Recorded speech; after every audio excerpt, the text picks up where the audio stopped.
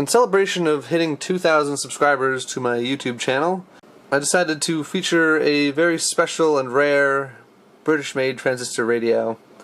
This is the Hacker Sovereign II model RP25X. The X at the end of the model there is the important part. It indicates that this is an export model, of which Hacker made very few. Now you'll notice that FM goes up to 108, and the AM band, also known as the middle wave band, is marked in both megahertz and meters.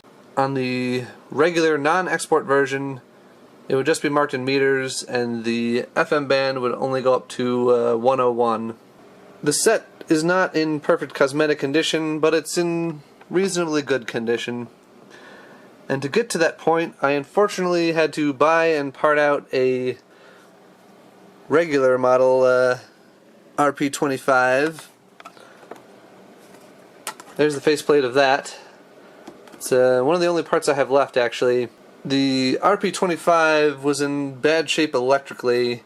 It had an open circuit speaker, and somehow just about every single transistor on the audio amplifier board was blown. I had tried to repair it, but I gave up once I realized how bad it was. It's unfortunate I had to scrap that out, but this is a pretty rare set right here, so I think it was a worthy sacrifice. After one final repair a couple of weeks ago, this thing is seemingly in good working order now. Let's give it a listen on the FM band, which is really the main feature of this thing.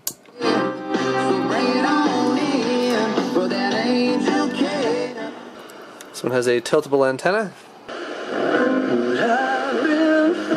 Extra money for their produce to buy it directly from the neighborhood merchant. Mm-hmm. I will add that one of my favorite things to do in France is to ask someone when I first arrive somewhere, what is the good bakery? Where do I get the good baguette? That's a nice way to connect with somebody. Has an opinion. Yeah. Otherwise, you wait Sunday morning, you look at the line. If there is a long line in front of the bakery, also it's true. a good bakery.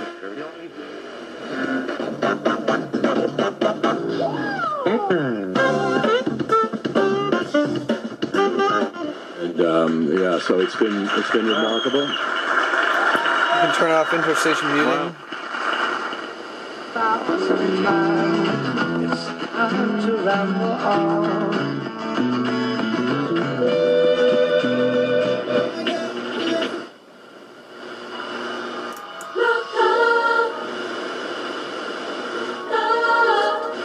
Widen out just a bit and talk about Iran, Iraq, and other places. Jordan, Syria, Lebanon. What should we be thinking about there in terms of trends? Well, each one has its own issues. With the Palestinians, I think the Palestinian people are probably among the status. They're calling it interstation muting, but it seems to be effectively an AFC control.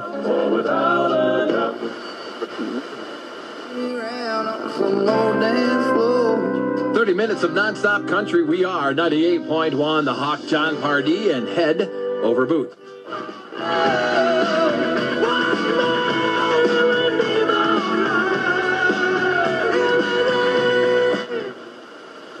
Dev 100.5, The Drive.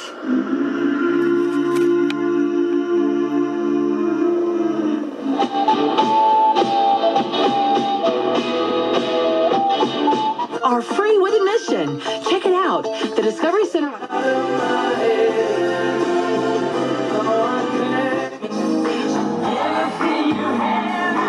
One big up to Tip Music Station. Hey, shout out to Megan T. Congratulations to the kid. And this is not a 40, but I'm pouring out it. Come on, hold me tight. You move me. In vain, I can't sleep with you on my bed. The sound quality on this radio is just excellent. It really is one of the best. That's something Hacker was known for, and this one's just especially nice. It has a pretty powerful amplifier, which I'll show you when I get into the insides of this thing. First though, let's hear the AM or middle wave band.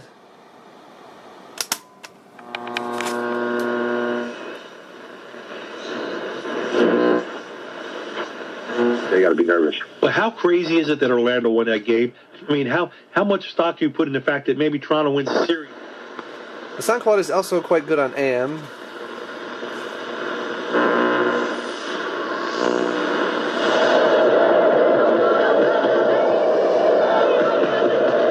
There's too much interference on that channel there.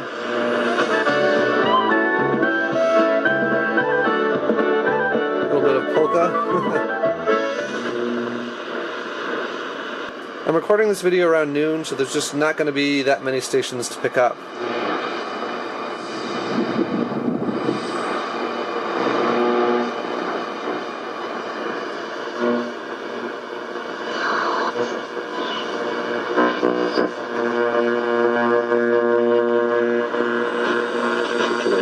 We've got to have a couple lefties in there today, so just try and space the two lefties and Garvey and Talkman out a little bit, but hopefully the at-bat quality that we can and really make road. The radio has a make Lazy Susan in the bass, which is nice for AM reception, which is directional.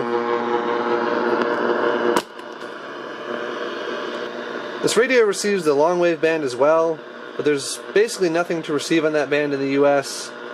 Occasionally at night you can pick up beacons on that band, but there's really just no hope of receiving anything right now. It's just the wrong time of day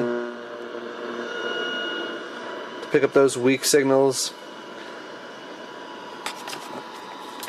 Some export models from other companies swapped out the long wave band for a shortwave band, and that would have been a good call on this radio, to be honest. There's just a lot more on, say, the 49 meter band than there is on the long wave band in the US. You can hook up a standard car antenna there to this external aerial jack. You can plug in headphones there.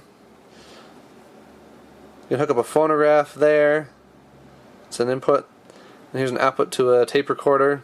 These little flags sticking down here are station markers that you can adjust from inside the radio.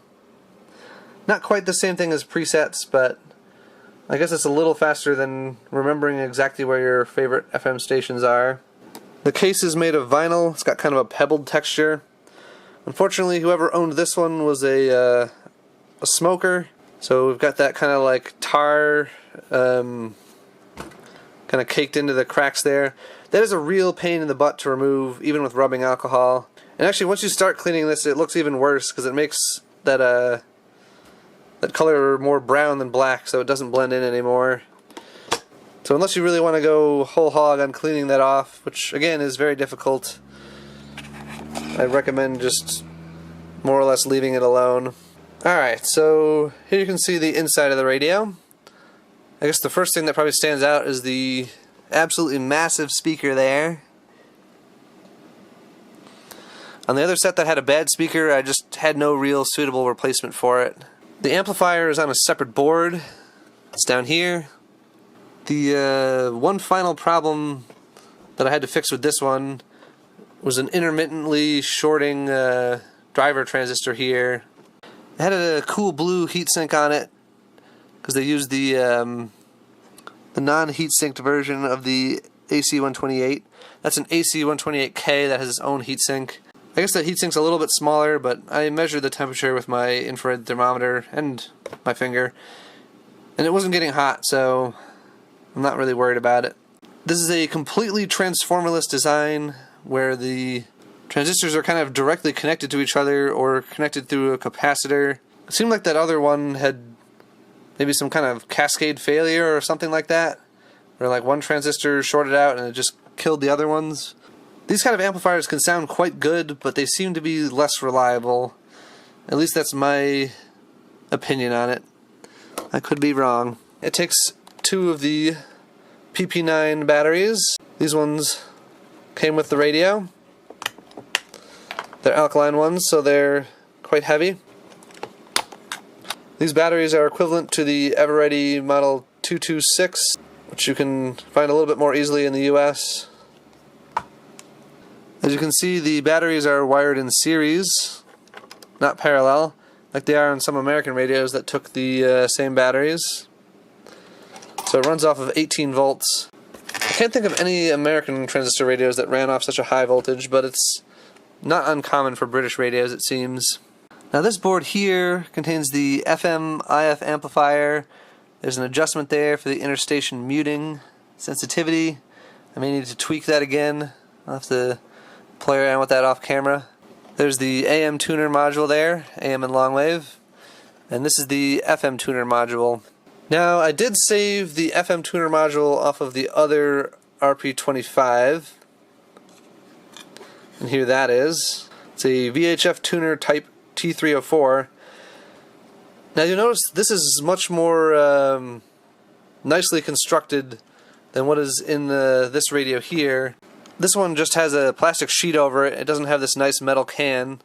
This tuner was of course produced in presumably much lower numbers than the tuner in the non-export model, so I guess they didn't go to such lengths. It's hard to see there, but it says 309X on a paper sticker there, and this is a 304. You can see it's got a nice air dielectric metal tuning cap, and the same sort of tuning cap for the AM band. You'll notice that there's no RF amplifier stage on there. Pretty typical for European transistor radios. I guess because everything's closer together in Britain, you didn't really need the RF amplifier stage to bring in those distant stations. I mostly recapped this radio, not all the way though. You can see I changed one cap out over there, and I changed out every single cap on the audio amp board.